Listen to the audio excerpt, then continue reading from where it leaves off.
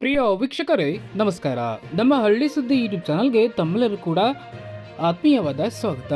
ರಾಜ್ಯದ ರೈತರಿಗೆ ಬರ ಮತ್ತು ಬೆಳೆ ಹಾನಿ ಪರಿಹಾರದ ಕುರಿತು ಮತ್ತೊಂದು ಹೊಸ ಅಪ್ಡೇಟ್ ಅಂತೂ ಬಂದಿದೆ. ಹೌದು, ರಾಜ್ಯದ ಈ 10 ಜಿಲ್ಲೆಗಳಿಗೆ ಬರ ಪರಿಹಾರ ಹಾಗೂ ಈ 5 ಜಿಲ್ಲೆಗಳಿಗೆ ಬೆಳೆ ಹಾನಿ ಘೋಷಣೆ.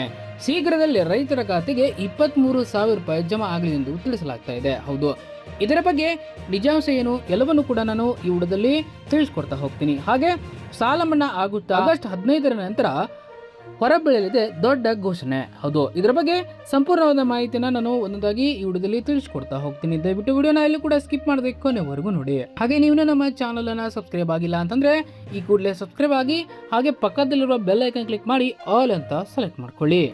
ರಾಜ್ಯದ ರೈತರಿಗೆ ಸರ್ಕಾರದ ಕಡೆಯಿಂದ ಮಹತ್ವದ ಅಪ್ಡೇಟ್ ಹೊರಬಿದ್ದಿದೆ. ಒಂದೆಡೆ ಮಳೆಯಿಂದ ಕೊಳೆತ ಬೆಳೆ, ಮತ್ತೊಂದೆಡೆ ಮಳೆ ಇಲ್ಲದೆ ಒಣಗಿದ ಭೂಮಿ, ಕಂಗಾಲಾಗಿರುವ ಅನ್ನದಾತರಿಗೆ ಸರ್ಕಾರದಿಂದ ಸಿಗಲಿದೆಯಾ ಬಿಗ್ ರಿಲೀಫ್? ಯಾವೆಲ್ಲ ಜಿಲ್ಲೆಗಳಿಗೆ ಪರಿಹಾರ ಹಣ ಖಾತೆಗೆ ಜಮಾ ಆಗಲಿದೆ? ರೈತರ ಸಾಲ ಮನ್ನಾ ಬಗ್ಗೆ ಸರ್ಕಾರದ ಮುಂದಿನ ನಿರ್ಧಾರವೇನು? ಎಲ್ಲವನ್ನು ಕೂಡ ನಾನು ಒಂದೊಂದಾಗಿ ಈ ವಿಡಿಯೋದಲ್ಲಿ ತಿಳಿಸ್ಕೊಡ್ತಾ ಹೋಗ್ತೀನಿ. ದಯವಿಟ್ಟು ನಿಮ್ಮ ಜಿಲ್ಲೆ ಯಾವುದು ಎಂಬುದನ್ನು ನಮ್ಮ ಕಮೆಂಟ್ ಬಾಕ್ಸಲ್ಲಿ ಕಮೆಂಟ್ ಮಾಡಿ ತಿಳಿಸಿ. ದಯವಿಟ್ಟು ವಿಡಿಯೋನ ಎಲ್ಲೂ ಕೂಡ ಸ್ಕಿಪ್ ಮಾಡದೆ ಕೊನೆವರೆಗೂ ನೋಡಿ. ವೀಕ್ಷಕರೇ, ಕಳೆದೊಂದು ವಾರದಿಂದ ರಾಜ್ಯದ ಹವಾಮಾನದಲ್ಲಿ ಭಾರಿ ಬದಲಾವಣೆ ಆಗಿದೆ.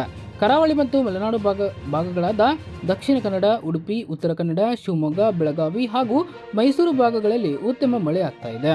ಹವಾಮಾನ ಇಲಾಖೆ ಕೂಡ ಆಗಸ್ಟ್ 9ರವರೆಗೆ ಈ ಜಿಲ್ಲೆಗಳಲ್ಲಿ ಯೆಲ್ಲೋ ಮತ್ತು ಆರೆಂಜ್ ಅಲರ್ಟ್ ಅನ್ನ ಘೋಷಣೆ ಮಾಡ್ತಾ ಇದೆ. ಆದರೆ ಈ ಮಳೆ ಕೇವಲ ಸಂತಸ ತಂದಿಲ್ಲ.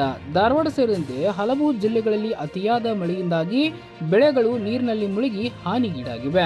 ಈ ಬಗ್ಗೆ ಈಗಾಗಲೇ ಸರ್ಕಾರ ಎಚ್ಚೆತ್ತುಕೊಂಡಿದ್ದು, ಜಿಲ್ಲಾ ಉಸ್ತುವಾರಿ ಸಚಿವರಾದ ಸಂತೋಷ್ ಲಾಡ್ ಅವರು ಧಾರವಾಡದ ಅನ್ನಿಗೇರಿ ಸೇರಿದಂತೆ ಹಲವೆಡೆ ಖುದ್ದಾಗಿ ಭೇಟಿ ನೀಡಿ ಬೆಳೆ ಹಾನಿ ಸಮೀಕ್ಷೆ ನಡೆಸಿದ್ದಾರೆ. ಆದಷ್ಟು ಶೀಘ್ರವಾಗಿ ವರದಿ ಸಲ್ಲಿಸುವಂತೆ ಅಧಿಕಾರಿಗಳಿಗೆ ಸೂಚನೆಯನ್ನ ನೀಡಲಾಗಿದ್ದು, ಶೀಘ್ರದಲ್ಲೇ ಹಾನಿಗೊಳಗಾದ ರೈತರ ಬ್ಯಾಂಕ್ ಖಾತೆಗೆ ಪರಿಹಾರ ಹಣ ಜಮಾ ಆಗುವ ಸಾಧ್ಯತೆ ಇದೆ. ಇನ್ನೊಂದೆಡೆ ಉತ್ತರ ಕರ್ನಾಟಕದ ಕಥೆಯೇ ಬೇರೆ ಆಗುತ್ತೆ. ಏನಪ್ಪಾ ಅಂತಂದ್ರೆ ಕಲಬುರಗಿ, ಬೀದರ, ರಾಯಚೂರು, ವಿಜಯಪುರ, ಗದಗ್ ಸೇರಿದಂತೆ ಹಲವು ಜಿಲ್ಲೆಗಳಲ್ಲಿ ಮಳೆಯ ತೀವ್ರ ಅಭಾವ ಎದುರಾಗಿದೆ. ಮಳೆರಾಯನ ಮುನಿಸಿನಿಂದ ಸಾವಿರಾರು ರೂಪಾಯಿ ಸಾಲ ಮಾಡಿ ಬಿತ್ತಿದ ಬೆಳೆಗಳು ಒಣಗ್ತಾ ಇವೆ. ಹೀಗಾಗಿ ಈ ಜಿಲ್ಲೆಗಳನ್ನು ತಕ್ಷಣವೇ ಬರಪೀಡಿತ ಎಂದು ಘೋಷಿಸಿ ವಿಶೇಷ ಪರಿಹಾರ ನೀಡಬೇಕು ಎನ್ನುವ ಕೂಗು ರೈತರಿಂದ ಮತ್ತು ರೈತ ಮುಖಂಡರಿಂದ ಬಲವಾಗಿ ಕೇಳಿಬರ್ತಾ ಇದೆ. ಈ ಎಲ್ಲ ವಿದ್ಯಮಾನಗಳ ಬಗ್ಗೆ ರಾಜ್ಯ ಸರ್ಕಾರ ಗಂಭೀರವಾಗಿ ಚಿಂತನೆ ನಡೆಸಿದೆ. ಎಲ್ಲ ಜಿಲ್ಲಾ ಉಸ್ತುವಾರಿ ಸಚಿವರುಗಳಿಂದ ಮಳೆ ಮತ್ತು ಬೆಳೆ ಹಾನಿಯ ಸಂಪೂರ್ಣ ವರದಿಯನ್ನ ತರಿಸಿಕೊಳ್ಳಲಾಗ್ತಾ ಇದೆ. ಆಗಸ್ಟ್ ಅಂತ್ಯದವರೆಗೂ ಹವಾಮಾನ ಇಲಾಖೆಯ ವರದಿಯನ್ನ ಕಾದು ನೋಡಿ ಆಗಸ್ಟ್ 15 ಅಥವಾ 16ರ ನಂತರ ಸಚಿವ ಸಂಪುಟ ಸಭೆ ನಡೆಸಿ ಯಾವ ಜಿಲ್ಲೆಗಳಿಗೆ ಬೆಳೆ ಹಾನಿ ಪರಿಹಾರ ನೀಡಬೇಕು ಮತ್ತು ಯಾವ ಜಿಲ್ಲೆಗಳನ್ನು ಬರಪೀಡಿತ ಎಂದು ಘೋಷಿಸಬೇಕು ಎಂಬುದರ ಬಗ್ಗೆ ಅಂತಿಮ ನಿರ್ಧಾರ ಪ್ರಕಟವಾಗುವ ನಿರೀಕ್ಷೆ ಇದೆ. ಇದರ ಜೊತೆಗೆ ಸಂಕಷ್ಟದಲ್ಲಿರುವ ರೈತರ ಸಂಪೂರ್ಣ ಕೃಷಿ ಸಾಲ ಮನ್ನಾ ಮಾಡಬೇಕು ಎಂದು ನಿರಂತರವಾಗಿ ಆಗ್ರಹಿಸುತ್ತಿದ್ದಾರೆ. ಕನಿಷ್ಠ ಪಕ್ಷ ಸಾಲದ ಮೇಲಿನ ಬಡ್ಡಿಯನ್ನಾದರೂ ಮನ್ನಾ ಮಾಡಿ ಎಂಬುದು ರೈತರ ಬೇಡಿಕೆ ಆಗಿದೆ. ಇದಕ್ಕೆ ಸರ್ಕಾರ ಯಾವ ರೀತಿ ಸ್ಪಂದಿಸುತ್ತೆ ಎಂಬುದನ್ನು ಕಾದು ನೋಡಬೇಕಿದೆ. ವೀಕ್ಷಕರೇ, ಕೇವಲ ಸರ್ಕಾರದ ಪರಿಹಾರ ಜೊತೆಗೆ ರೈತರು ಮಾಡಿಸಿರುವ ಬೆಳೆ ಅಥವಾ ಫಸಲ್ ವಿಮಾ ಯೋಜನೆಯ ಪಾತ್ರ ಕೂಡ ಇಲ್ಲಿ ಬಹಳ ಮುಖ್ಯವಾಗ್ತಾ ಇದೆ. ಅತಿವೃಷ್ಟಿ ಅಥವಾ ಅನಾವೃಷ್ಟಿಯಿಂದ ಬೆಳೆ ಹಾನಿ ಆಗಿದ್ರೆ ಕೃಷಿ ಮತ್ತು ಕಂದಾಯ ಇಲಾಖೆ ಅಧಿಕಾರಿಗಳು ನಡೆಸುವ ಜಂಟಿ ಸಮೀಕ್ಷೆಯ ಆಧಾರದ ಮೇಲೆ ವಿಮಾ ಕಂಪನಿಗಳು ಕೂಡ ರೈತರಿಗೆ ವಿಮಾ ಮೊತ್ತವನ್ನು ಪಾವತಿಸಬೇಕಾಗುತ್ತೆ. ಹೀಗಾಗಿ ಬೆಳೆ ಹಾನಿಯಾದ ತಕ್ಷಣ ರೈತರು ತಮ್ಮ ಹತ್ತಿರದ ರೈತ ಸಂಪರ್ಕ ಕೇಂದ್ರ ಅಥವಾ ಕೃಷಿ ಇಲಾಖೆಗೆ ಭೇಟಿ ನೀಡಿ ಮಾಹಿತಿಯನ್ನು ನೀಡುವುದು ಅತ್ಯಗತ್ಯವಾಗಿದೆ. ಇನ್ನೊಂದು ಅತಿ ಮುಖ್ಯವಾದ ವಿಚಾರ ಏನಪ್ಪಾ ಅಂತಂದ್ರೆ, ಸರ್ಕಾರದಿಂದ ಪರಿಹಾರ ಘೋಷಣೆ ಆದ ತಕ್ಷಣ ಆ ಹಣ ನೇರವಾಗಿ ನಿಮ್ಮ ಬ್ಯಾಂಕ್ ಖಾತೆಗೆ ಜಮಾ ಆಗಬೇಕಾದ್ರೆ ನಿಮ್ಮ ದಾಖಲೆಗಳು ಚೊಕ್ ಆಗಿರಬೇಕು. ಅಂದರೆ ಆಧಾರ್ಗೆ ಬ್ಯಾಂಕ್ ಖಾತೆ ಲಿಂಕ್ ಆಗಿರಬೇಕು. ರೈತ ಬಾಂಧವರು ಗಮನಿಸಬೇಕಾದ ವಿಷಯ ಏನಪ್ಪಾ ಅಂತಂದ್ರೆ, ನಿಮ್ಮ ಫ್ರೂಟ್ ID ಸಕ್ರಿಯವಾಗಿದೆಯಾ ಎಂಬುದನ್ನ ಒಂದ್ಸಾರಿ ಚೆಕ್ ಮಾಡ್ಕೊಳ್ಳಿ. ನಿಮ್ಮ ಬ್ಯಾಂಕ್ ಖಾತೆಗೆ ಆಧಾರ್ ಲಿಂಕ್ ಆಗಿರಬೇಕು ಮತ್ತು KYC ಕಡ್ಡಾಯವಾಗಿ ಆಗಿರಲೇಬೇಕು. ಜೊತೆಗೆ ನಿಮ್ಮ ಜಮೀನಿನ ಪಹಣಿ ಮತ್ತು ಆಧಾರ್ ಕಾರ್ಡ್ನಲ್ಲಿರುವ ಹೆಸರು ಒಂದೇ ರೀತಿ ಇರುವಂತೆ ಒಂದ್ಸಾರಿ ನೋಡ್ಕೊಳ್ಳಿ.